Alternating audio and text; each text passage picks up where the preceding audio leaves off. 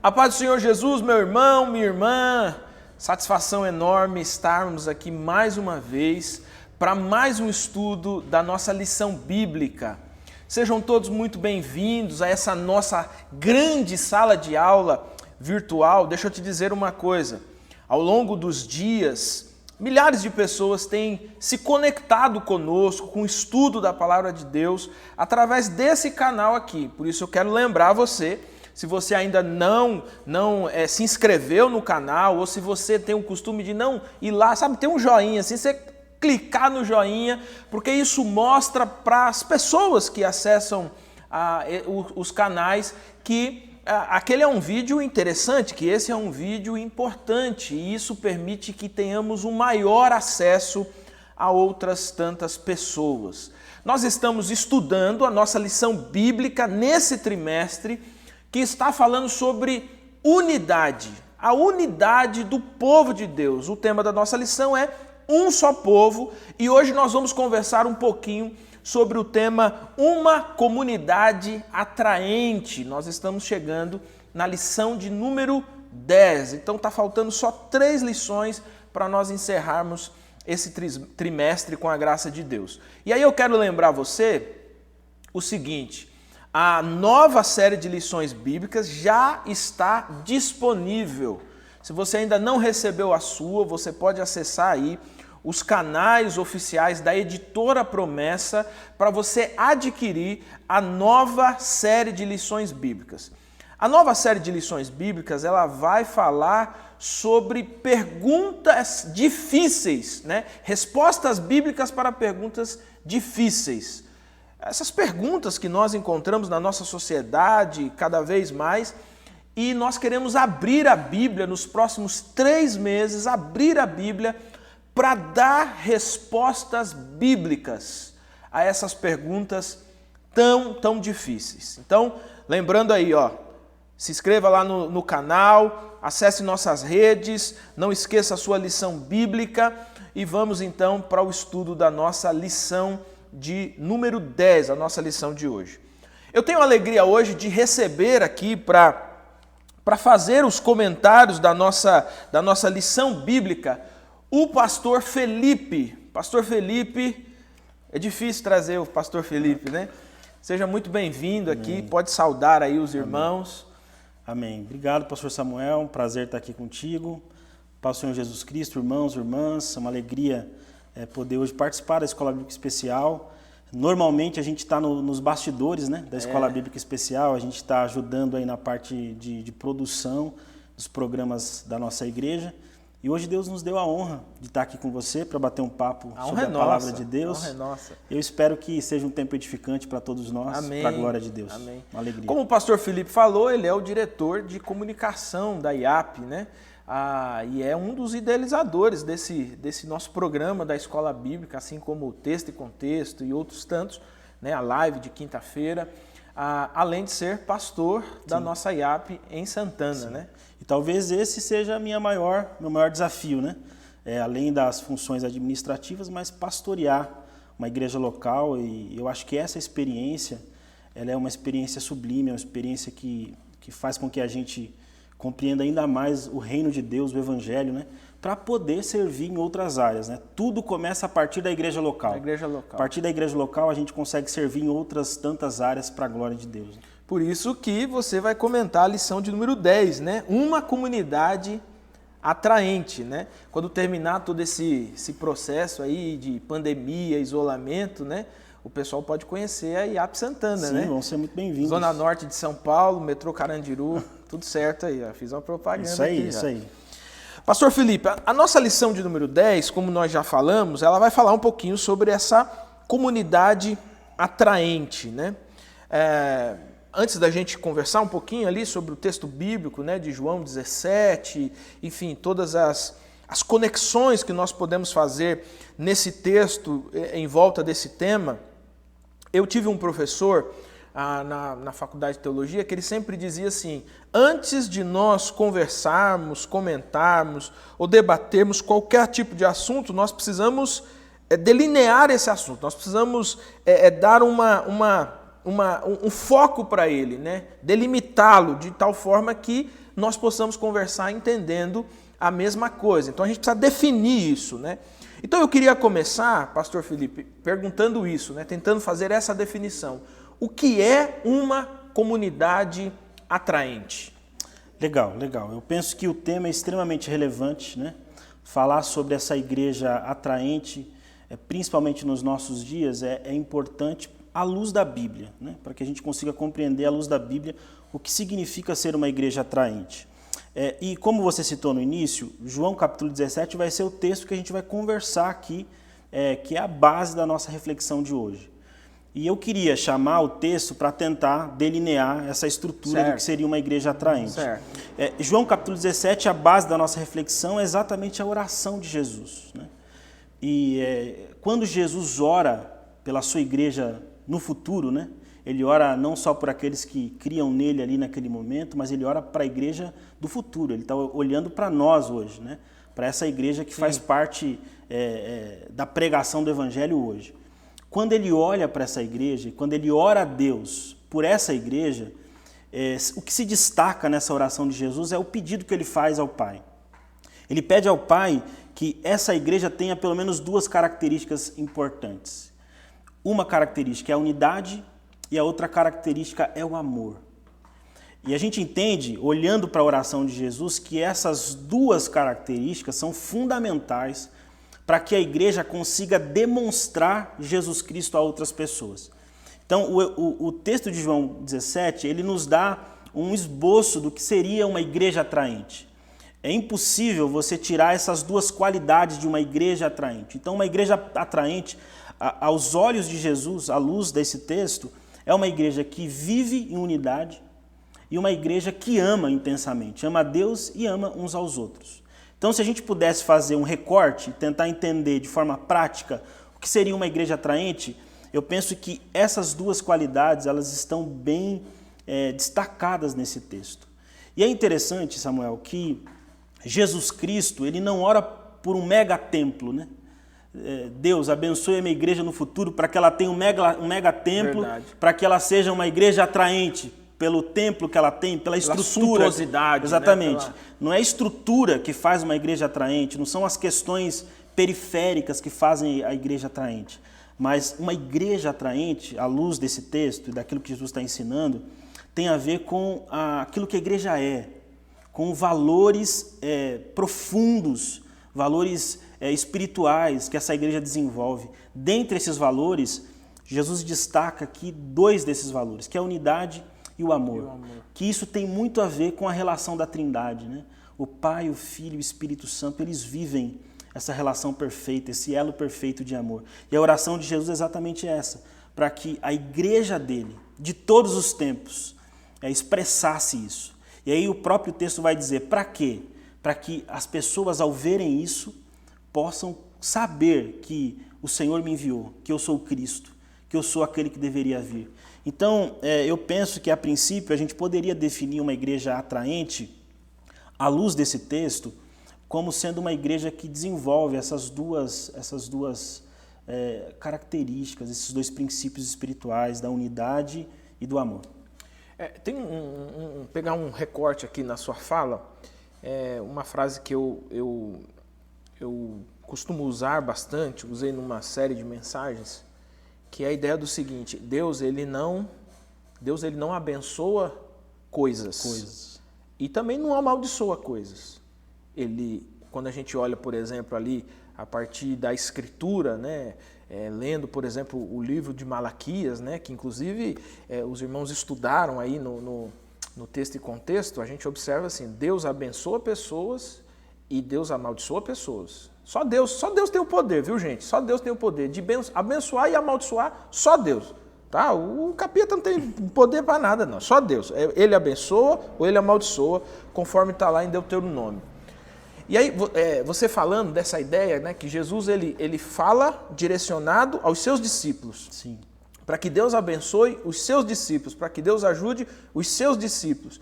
E ele não fala de suntuosidade. Então, aqui, pastor Felipe, igreja atraente, então, só para frisar, para enfatizar, Igreja atraente, então, não é o tamanho do templo da igreja, ou a capacidade, a intersecção política que essa igreja tem, ou o poder que essa igreja tem financeiramente. Essa comunidade atraente, então, está totalmente diferente dessa ideia aí. Né? Eu penso que sim, pastor Samuel, eu penso que sim. Eu penso que, principalmente no nosso tempo, se criou uma imagem de que a igreja ideal é aquela igreja que tem uma superestrutura, que tem um público assim de muitas pessoas.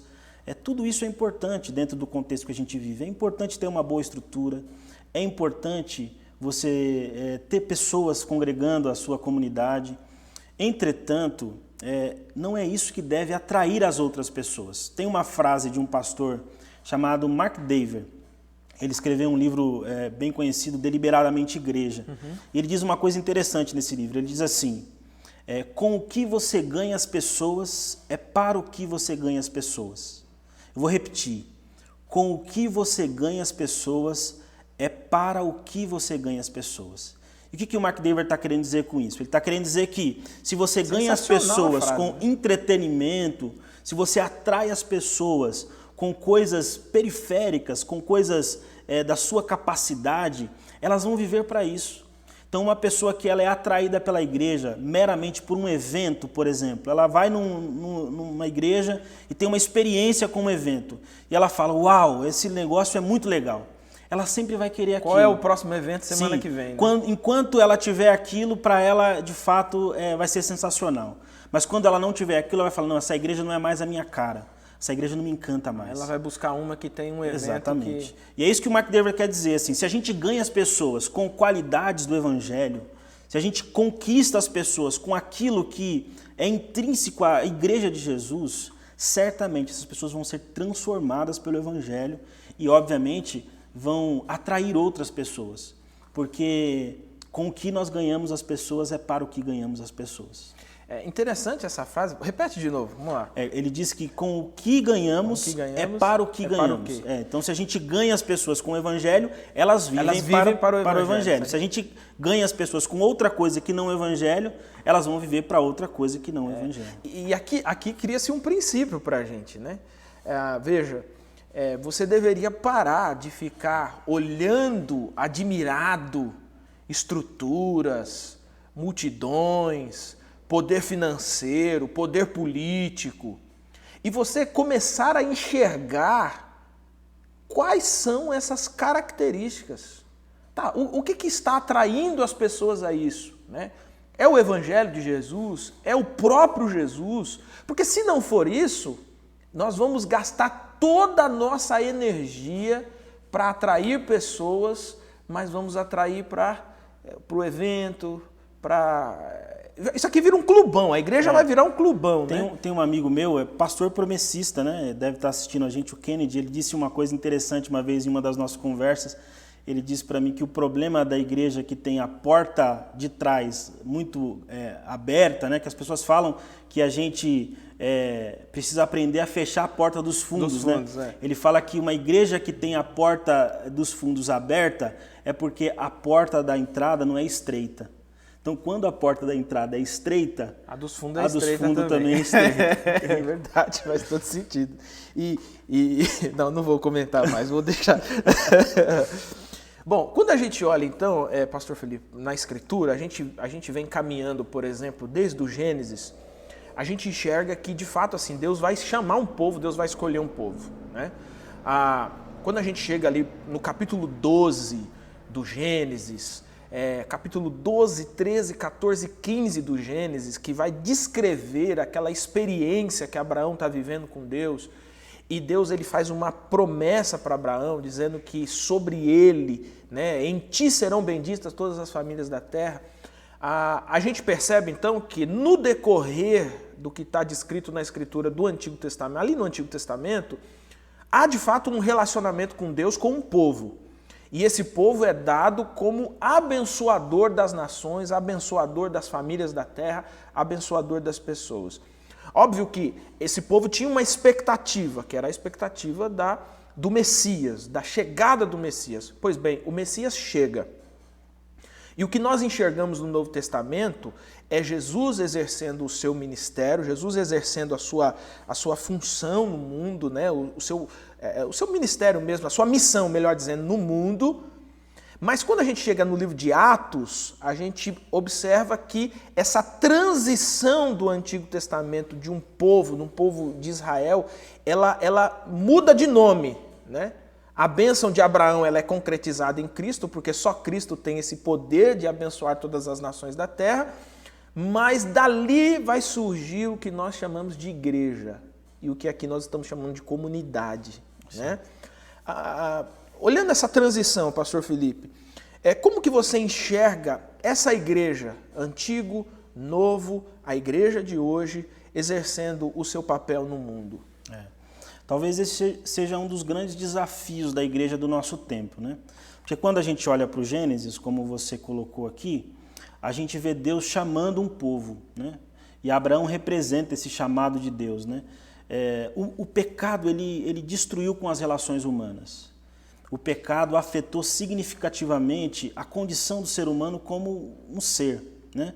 E aí o que a gente vê no decorrer do Antigo Testamento? A gente vê Deus usando o povo de Israel, chamando pessoas para revelar para essa humanidade caída, pecadora, uma alternativa, um outro caminho, uma outra possibilidade, né?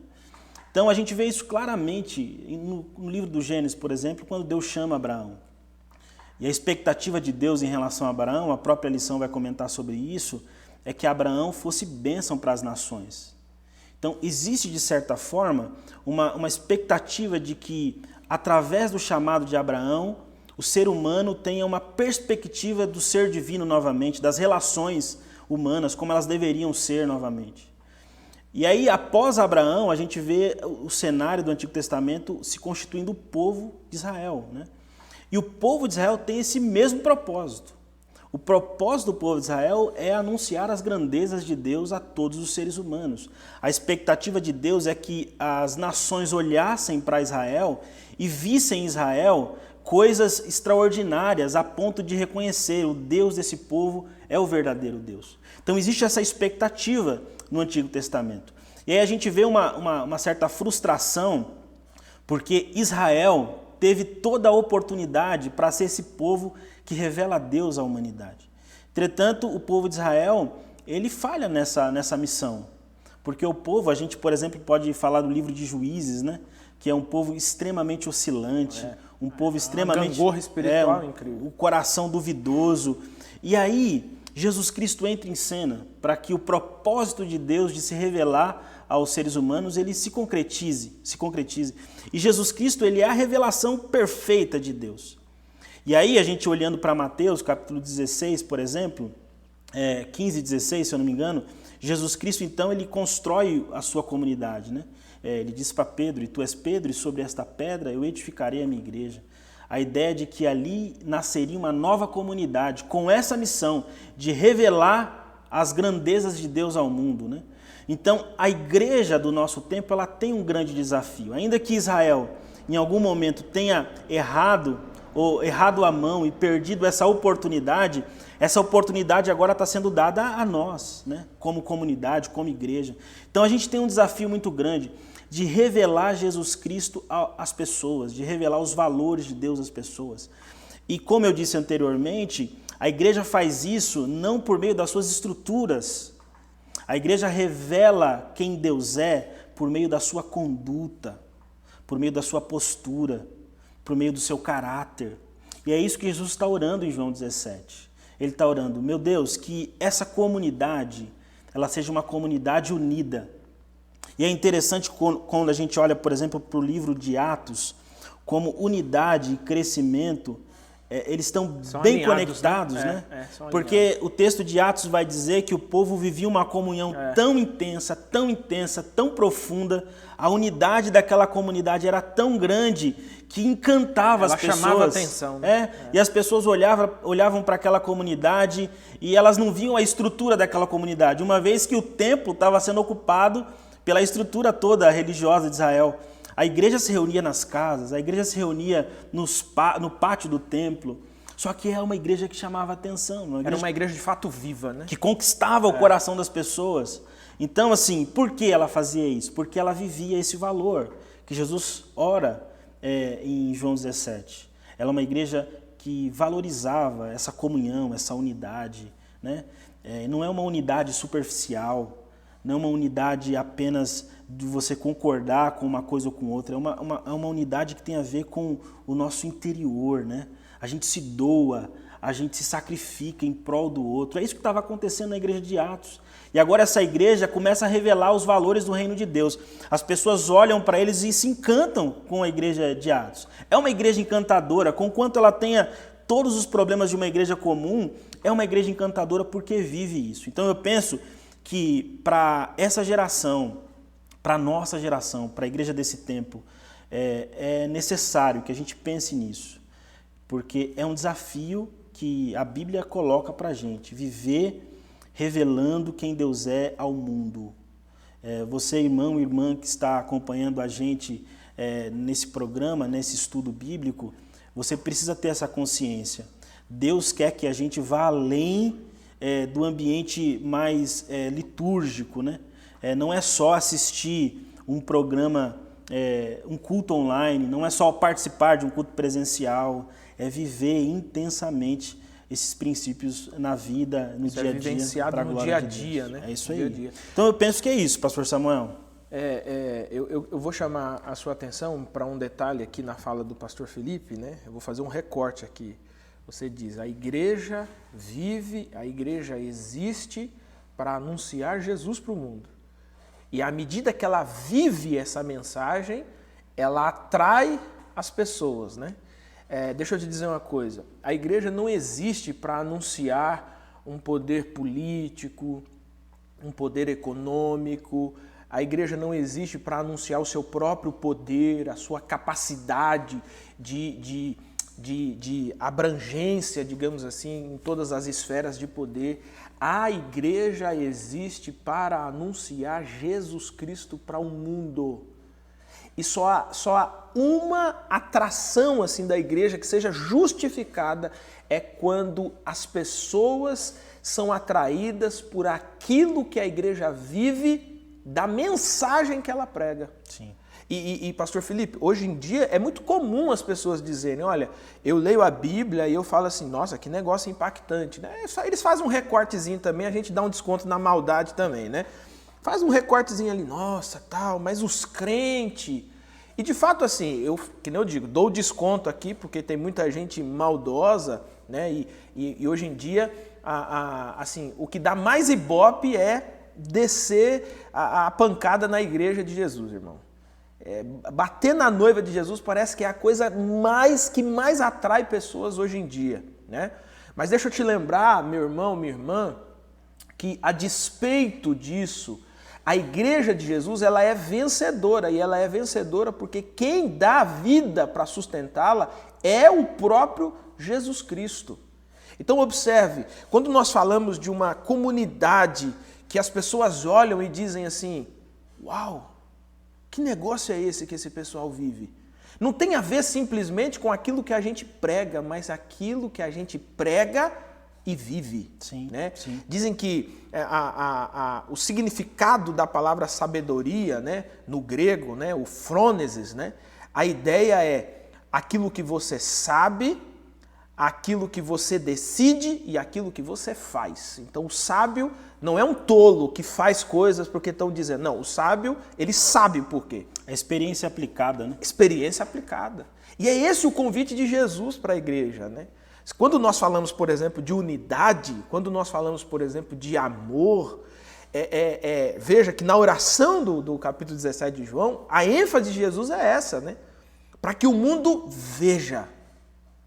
Então, meu irmão, não adianta se enganar, não. O mundo está de olho na igreja, o mundo está de olho na igreja. Existe, sim, um olhar de maldade, um olhar de tentativa de destruição mesmo. Eu acho que a igreja tem enfrentado, de fato, isso como nunca enfrentou antes. Só que é também um olhar de dizer assim, ué, por que eles são assim? Né? Uma vez um professor meu explicando o texto de Efésios e o texto de Colossenses, que tinha ali aquele texto que o povo gosta gera sempre uma discussão muito grande, que é esposas respeitem seus maridos e maridos amem suas esposas, né? E aí ele explicando esse texto, ele contextualizou, explicando que era mais ou menos assim, a mulher cristã, ela ia para o cabeleireiro, né? Ela ia lá para os afazeres dela, para o banco, para o supermercado, enfim, para o trabalho dela. E aí, quando ela estava conversando com as amigas diziam assim, cara, que meu marido não presta, que meu marido me trata de desrespeito, que meu marido não está nem aí para mim, e tal, e tal. E aí a mulher dizia assim, a mulher cristã dizia assim, não, meu marido me respeita, meu marido me ama. Inclusive lá na igreja eu aprendi que ele tem que morrer por mim. Aí ele explicando, ele diz assim, as mulheres diziam assim, como assim? Onde você aprendeu aí essa filosofia? Ela, não, eu sou cristã. Veja que lá a ideia é essa, né? A ideia é de um homem e de uma mulher dentro do padrão de Cristo, né? As mulheres diziam assim, eu preciso ser crente nesse lugar, Sim. Eu preciso ser cristã. E aí, rapaz, puxava esse cara de tudo quanto é jeito até esse cara encaixar naquilo. Né? É como se encantassem as pessoas, né? Nessa questão que você colocou, eu acho que vale a pena a gente destacar aqui, porque a gente luta para ser uma igreja relevante, né?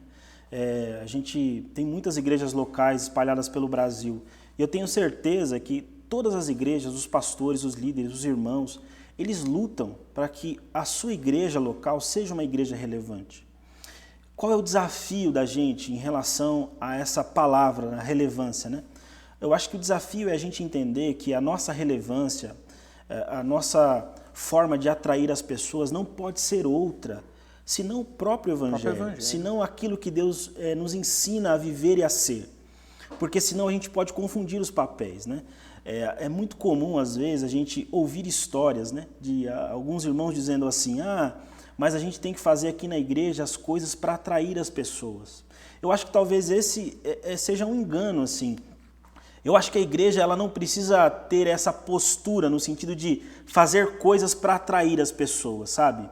Fazer coisas para alcançar público X, Y, Z. Ela precisa unicamente ser igreja. Ser igreja, viver o Evangelho. Ser igreja, sim, porque se nós formos igreja como Cristo quer que nós sejamos, se nós buscarmos de Deus esses valores, né, que a igreja tem falado, e aqui a gente está destacando a unidade, mas valores que fazem parte da nossa denominação, por exemplo, como a missão, o avivamento e a unidade, que é o tema dessa lição, que é o vínculo, né, para essa postura de uma igreja atraente.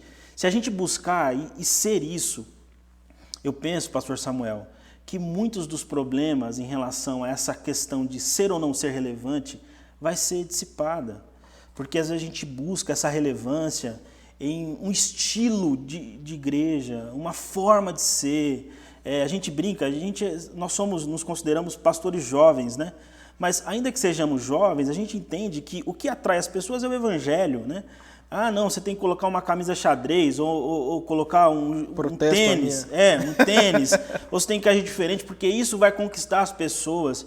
A linguagem, tudo isso é importante, tem o seu papel dentro de um contexto específico, mas você não pode apoiar a sua filosofia de igreja, a sua eclesiologia, a forma como você enxerga a igreja nessas questões, porque o que fundamenta a igreja, pastor Samuel, é os valores do reino de Deus. Eu sempre digo isso. Eu cresci numa comunidade pequena aqui em São Paulo. Eu sou promessista desde quando eu me entendo por gente. Assim, meus pais veio para a igreja, eu deveria ter uns 3 anos de idade.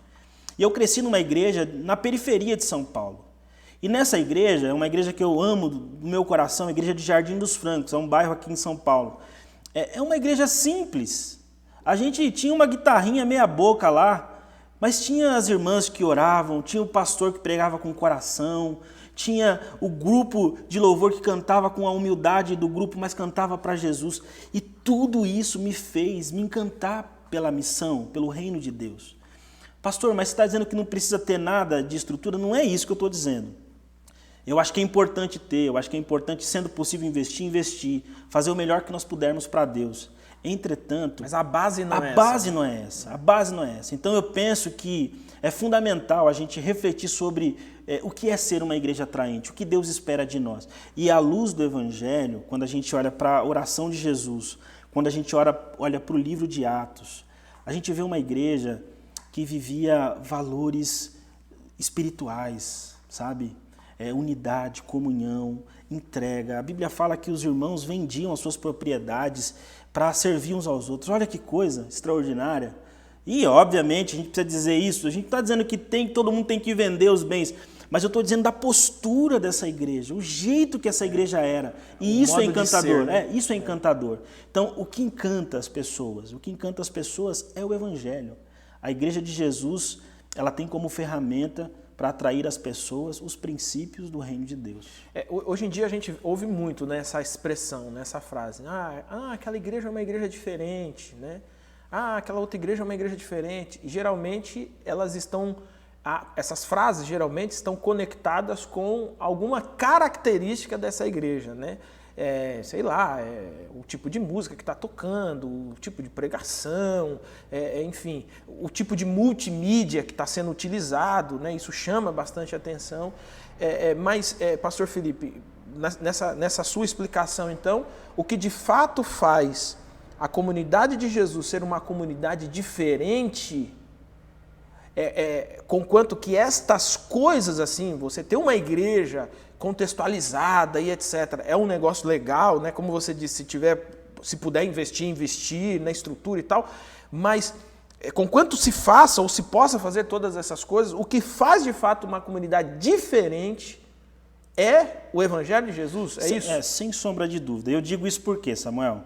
Porque talvez alguns dos irmãos congreguem numa igreja local que talvez ela não tenha uma condição estrutural grande. A gente está vivendo numa era digital, por exemplo.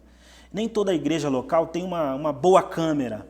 Nem toda igreja local tem condição de investir em estruturas para produzir um culto como ela gostaria de fazer. E aí isso pode fazer com que as pessoas se chateiem, dizem assim, então a gente não consegue fazer, a gente não vai pregar, a gente não vai ser essa igreja porque a gente não tem estrutura. E é isso que eu acho que precisa ficar claro. Se você tem condição, faça para a glória de Deus. Mas se você tem condição, não tem problema. Se você não tem condição, não tem problema. Você tem o Espírito Santo com você. Usa a sua criatividade. A gente falou aqui em uma das séries, né, nas lives devocionais, o pastor Adelmilson comentou sobre isso, né?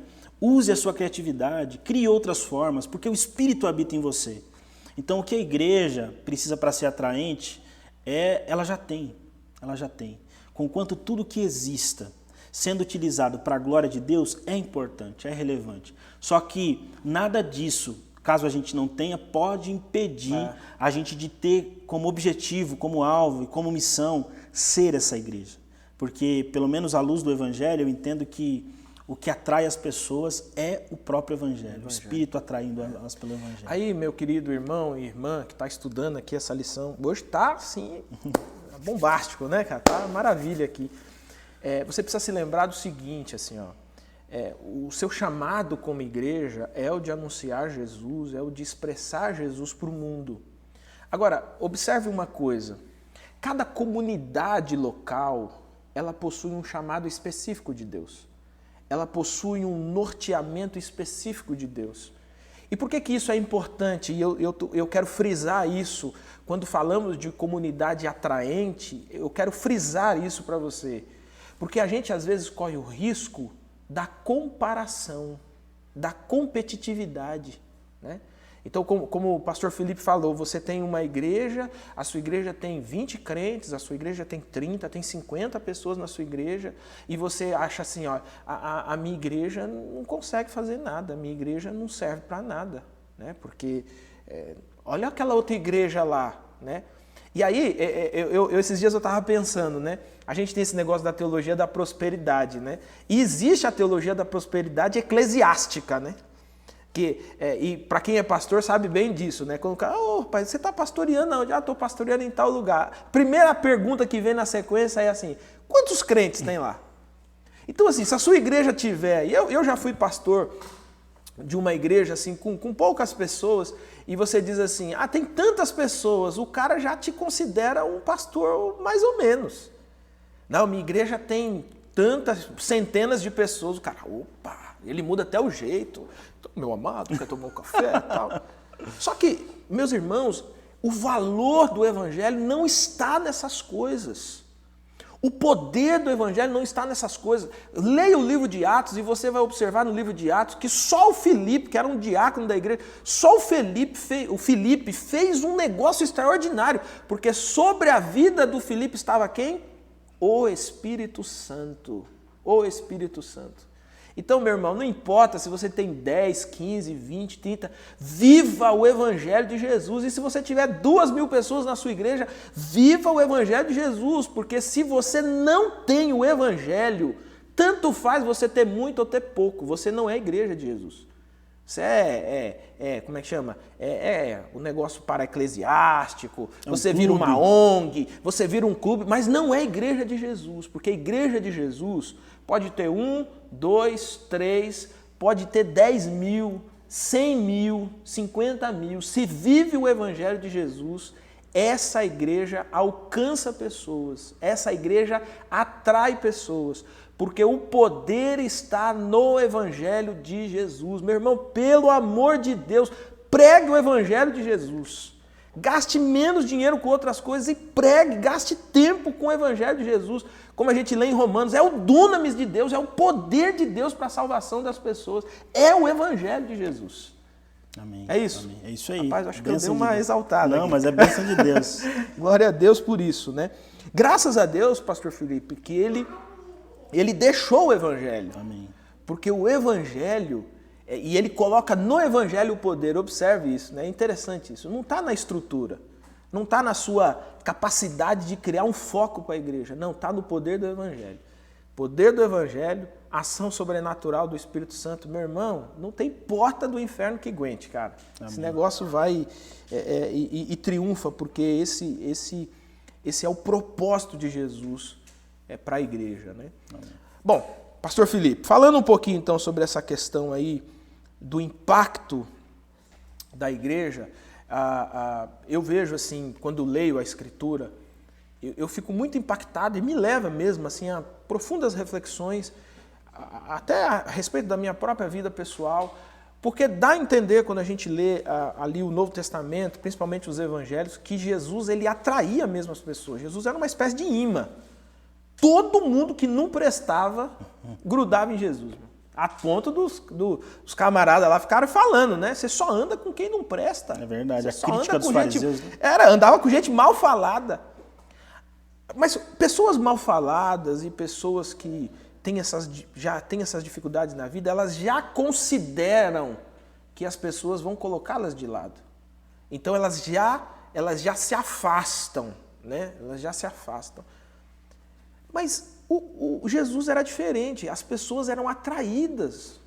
Mas Zaqueu subiu numa árvore para tentar ter um visual melhor. A mulher do fluxo de sangue passou no meio de uma multidão, correndo o risco de ser morta. Né? O centurião viaja uma distância enorme para falar com Jesus. O cego grita desesperadamente. Aquele episódio do Evangelho em que chegam numa casa, a casa está cheia, né? Porque acontece isso também, né? A casa cheia, e o cara precisando de Jesus, mas não pode entrar, os amigos abrem um buraco e botam o cara lá dentro. Mas é interessante porque Jesus não cura o cara simplesmente, Jesus salva, perdoa os pecados. Então quando a gente olha essa realidade, isso me leva a te fazer essa pergunta. Como uma igreja pode ser atraente? E quais são os riscos, os perigos de uma igreja que se torna indiferente a essa missão de Jesus, a ponto de ser uma igreja, você tem a igreja que atrai as pessoas, né? Estou falando do Evangelho, tá? Já estou excluindo aqui a igreja que atraia sem o Evangelho. Então, a igreja que atrai as pessoas pelo Evangelho, mas você tem o oposto disso, que são as pessoas que repelem, aliás, as igrejas que repelem Jesus. Então, como ser uma comunidade atraente e qual o risco e o perigo de nós sermos essa comunidade que repele as pessoas, fazendo igual os fariseus, como disse Jesus, eles ficavam na porta impedindo que as pessoas entrassem no reino de Deus. Eu vou começar a responder essa pergunta pelo final, né? Quais são os riscos que a igreja corre, né, em relação a não vivenciar os princípios do reino de Deus. E aí eu volto de novo para o texto de João 17, né? Na oração de Jesus, ele pede por unidade e pede por amor. Se a igreja é uma igreja unida e é uma igreja que ama, é uma igreja que revela Jesus às pessoas. É como se fosse uma sentença matemática, né? Unidade, amor, igual a revelar Jesus às pessoas, a atrair as pessoas. Então, quando a gente olha para esse texto, o que a gente percebe? É Jesus dando um princípio. Agora, se você inverter essa lógica, se você verificar uma igreja que não ama e que não anda em unidade, a consequência é repelir as pessoas. Então, quando a gente olha para esse texto de João 17 e a gente puder fazer essa avaliação, então, quando uma igreja ela não vive em unidade, quando ela é uma igreja facciosa, onde as pessoas elas brigam muito, né? Elas competem umas com as outras, elas querem ver quem é a melhor, quem tem mais ibope, quem tem mais a possibilidade de falar, de liderar, e isso vira para elas uma experiência de discussão, de briga, de desunião, isso consequentemente vai prejudicar o Evangelho de Jesus. Então, quando você se envolve, ou participa, ou verifica um movimento desse na igreja, você pode ter certeza que isso está prejudicando a propagação do Evangelho de Jesus. E o outro valor é o amor, né? Quando a gente não demonstra esse amor, quando a gente tem um irmão na nossa comunidade, esse irmão passa por uma necessidade, ele comete um pecado, e a gente não responde essa atitude dele com amor, com graça, com misericórdia, isso pode reverberar exatamente nessa possibilidade e trazer um risco para a pregação do Evangelho, comprometer a pregação do Evangelho. Então você vê muitas pessoas criticando algumas igrejas locais, instituições, exatamente por isso, porque às vezes os membros eles não se atentam que o oposto de João 17 é verdadeiro. Se a unidade e o amor atrai as pessoas, a desunião e a falta de amor repele as pessoas. E aí, olhando para o texto de João e para a pessoa de Jesus no Novo Testamento, como nós podemos ser cristãos, melhor dizendo, né? Ser cristãos que atraem as pessoas ao reino de Deus, como nós podemos ser uma igreja que conduz as pessoas a Cristo. Olhando para Jesus, assim, o que eu percebo de forma clara é a forma como Jesus vivia o Evangelho. Jesus, ele era um homem cheio do Espírito Santo. Ele era um homem que vivia o Evangelho. Ele tinha autoridade na palavra. E que autoridade era essa? Ele pregava e vivia. Essa era a autoridade da palavra de Jesus. Então, quando a gente olha para Jesus, ele é o nosso maior modelo. Se a gente conseguir olhar para ele e se espelhar nele e viver como ele viveu, certamente a gente vai atrair pessoas como ele atraía. E você percebe, pastor Samuel, quando você tem uma pessoa que ela é preenchida pelo Espírito Santo e pelas coisas de Deus. Quer ver um exemplo? Você consegue perceber uma pessoa quando ela tem profundidade bíblica. Quando a pessoa ela se dedica ao estudo da palavra, quando ela é comprometida à leitura diária da palavra, leitura devocional da palavra, conversa com uma pessoa assim. Dá gosto de conversar com ela, sim. Ela tem lições espirituais para compartilhar com você, ela é uma pessoa que te inspira. Você não vai ver ela criticando um ou outro, você vai ver ela inspirando as pessoas, cuidando uns dos outros, sabe? Orando uns pelos outros. Então uma pessoa que é cheia do Evangelho, ela tem essa postura. Chega perto de uma pessoa, por exemplo, que tem uma vida de oração. Você percebe quando a pessoa tem uma vida de oração. Quando a pessoa tem uma vida de oração, você vai perceber que as palavras dela mudam, a forma dela conversar muda. Ela não é uma pessoa grosseira, ela não é uma pessoa áspera, ela não é uma pessoa do contra, ela procura entender a situação, ela procura aconselhar, ela procura orar com você.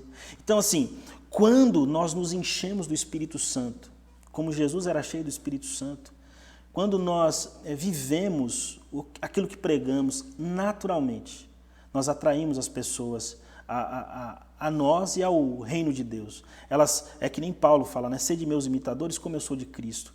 Nós inspiramos as pessoas. Então eu penso que quando nós olhamos para Jesus e vemos nele essa postura, né? de um Deus, homem, que ele está com menos favorecido, que ele tem ouvido para as pessoas, ele tem paciência de ouvir as pessoas, ele responde baseado na necessidade das pessoas. A gente costuma dizer que ele responde às perguntas que estavam sendo feitas, né? Por que Jesus estava com os menos favorecidos?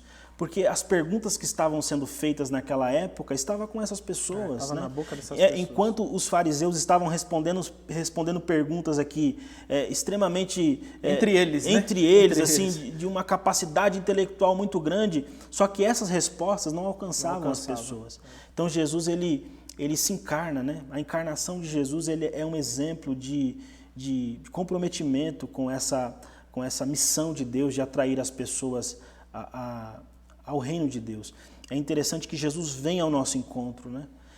Às vezes, como igreja, a gente pensa só no sentido de que as pessoas venham até a gente, mas é fundamental que essa atração ela seja mútua, né? A gente faz esse movimento, né? A gente é intencional. A gente vai em direção às pessoas e as pessoas entendem quem nós somos, porque a gente vive nessa vida e a gente atrai elas para a comunidade do reino de Deus, para fazer parte desse movimento.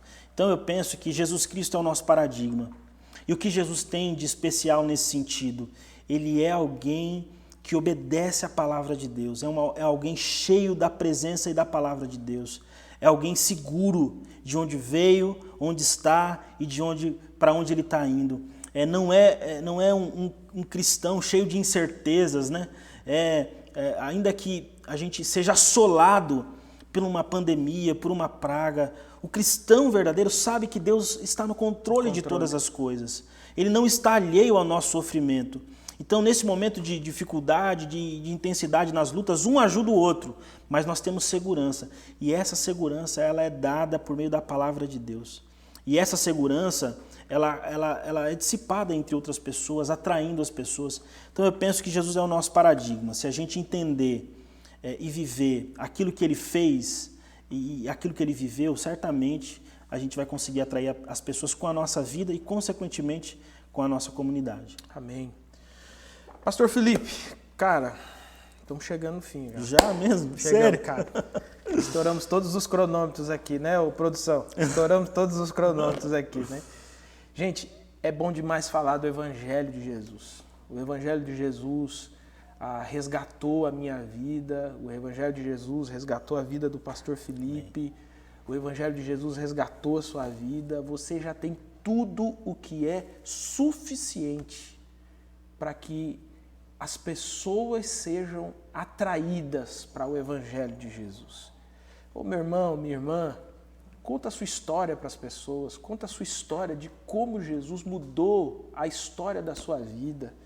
Conte para as pessoas como é viver numa comunidade em que as pessoas se relacionam com essa unidade, com essa paixão que é baseada no Evangelho de Jesus Cristo, né? Eu tive um professor que ele dizia assim, o que o Evangelho faz com a gente é que ele diz assim, você não é mais. Isso é o que mais é impactante na nossa história. Porque você era um bandido, mas você não é mais porque o Evangelho transformou. Você era um adúltero, uma adúltera, mas você não é mais porque o Evangelho te transformou. Você era um assassino, uma assassina, mas não é mais porque o Evangelho te transformou. É esse Evangelho, esse boom, essa dinamite de Deus que nós precisamos colocar em cima do púlpito, nós precisamos colocar nos nossos pequenos grupos, nós precisamos colocar nas nossas conversas, colocar nas nossas amizades, para que nós sejamos atraentes às pessoas.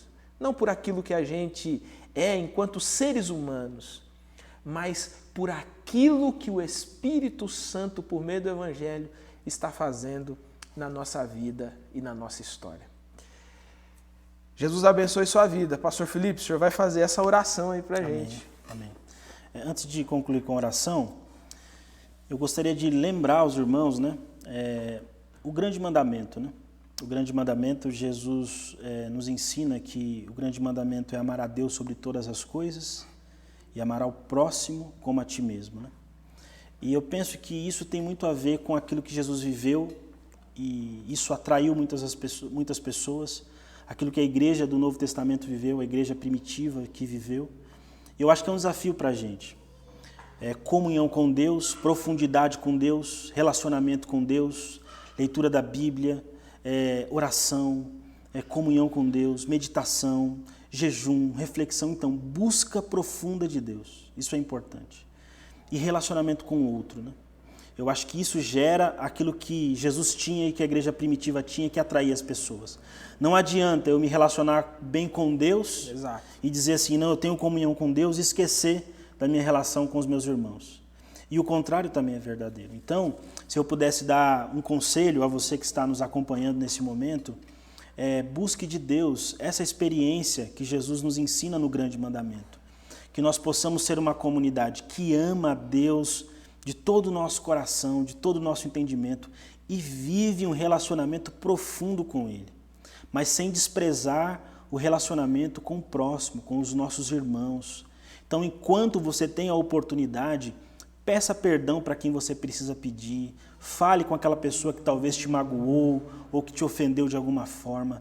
No que depender de você, como diz a Escritura, mantenha a paz com todos, porque fazendo assim, certamente, você vai atrair pessoas para o reino de Deus. Amém. Pastor, vamos orar? Oremos.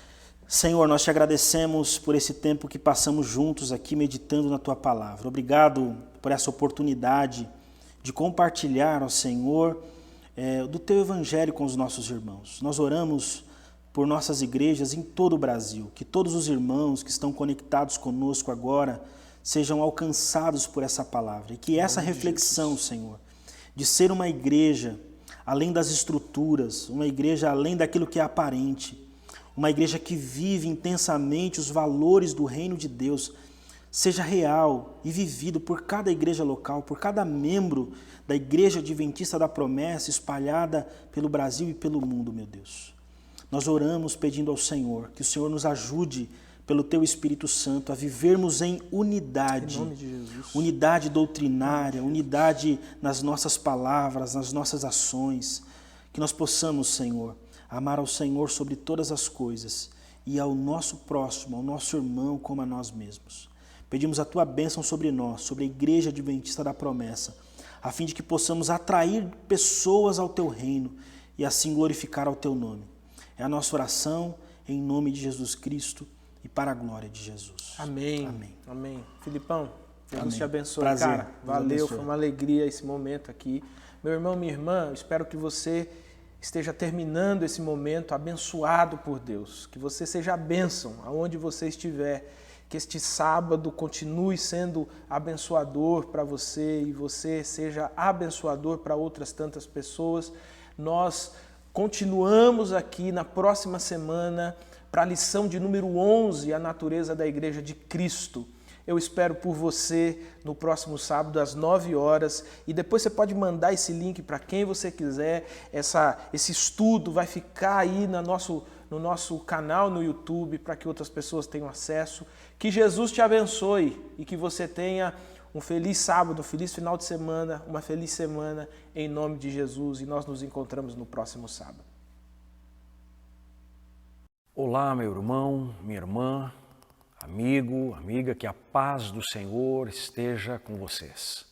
Esse é o Momento Missionário da Junta de Missões, série Encontros que Transformam.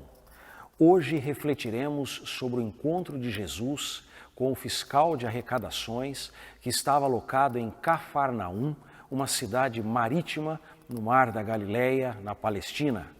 O texto bíblico escrito pelo próprio Mateus, no capítulo 9, versículo 9, nos diz: E Jesus, passando adiante dali, viu um homem chamado Mateus, sentado na coletoria e disse-lhe: Siga-me.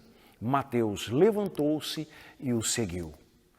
Esse é um daqueles textos do Evangelho de Jesus que causa impacto e estimula a nossa reflexão. Ele é provocativo, desafiador, transformador.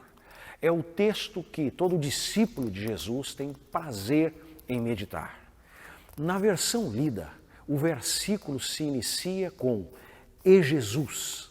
Jesus se apresenta pessoalmente.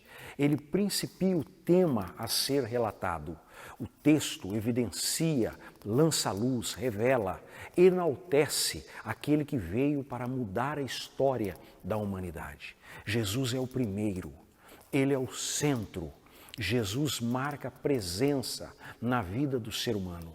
Ele se movimenta. Jesus está em ação. Jesus avança no cumprimento da sua missão. Tem um propósito maior. Sabe aonde quer chegar. Tem consciência do caminho a seguir. É o Deus em missão. Neste ritmo glorioso de proclamação, o texto afirma que Jesus viu um homem chamado Mateus sentado na coletoria. O verbo ver é uma tremenda mensagem do Evangelho de Cristo para nós neste momento. Mateus não era bem visto pelos religiosos da época por causa de sua profissão. Os seus próprios irmãos viam-no como um traidor a serviço de Roma, pecador, amaldiçoado. Jesus, no entanto, diferentemente dos religiosos da época e do próprio povo de Cafarnaum, viu Mateus como alguém com grandes possibilidades. Jesus o enxergou como seu discípulo, seu seguidor, como alguém que realizaria uma grande e estratégica missão em prol da expansão do reino de Deus sobre a terra. Mateus, para Jesus, era o seu amado seguidor e discípulo. Por isso mesmo, disse ao homem: segue-me. Mateus se levantou e seguiu a Jesus. Passou a chamá-lo de mestre, Senhor, e a viver a maior aventura que um ser humano pode experimentar na terra. Toda transformação verdadeira, plena, completa, desemboca em atitudes revolucionárias e concretas nas vidas das pessoas. Com Mateus aconteceu exatamente isso. Sua história mudou, sua visão mudou, seu alvo, sonhos, objetivos e prioridades foram todos ressignificados. Jesus faz tudo novo, realiza o impossível, faz milagres, transforma vidas e situações. Você já se encontrou com Jesus Cristo? Renove o seu sagrado compromisso de viver em missão. Você ainda não reconheceu Jesus como teu Salvador e Senhor? Faça isso agora. Fale com Ele no poder do Espírito Santo. Declare o seu senhorio sobre a tua vida e você será completamente transformado por Ele. Transformado, venha participar da equipe de Jesus. A propósito, participe com a Junta de Missões na proclamação do Evangelho da Salvação e da manutenção dos projetos missionários no exterior. Faça a tua oferta. Na tela temos o QR Code, as contas da Junta de Missões para transferências e depósitos. Se por algum motivo você não pode fazer os depósitos via sistema bancário, fale com os tesoureiros locais e participe. Ajude-nos no cumprimento da missão de Cristo na terra. Ao orar por missões e projetos missionários, apresente também os países e os cristãos perseguidos da janela 1040. Acompanhe nas lições bíblicas e participe conosco das intercessões. Que Jesus continue te abençoando com a sua maravilhosa paz. Amém.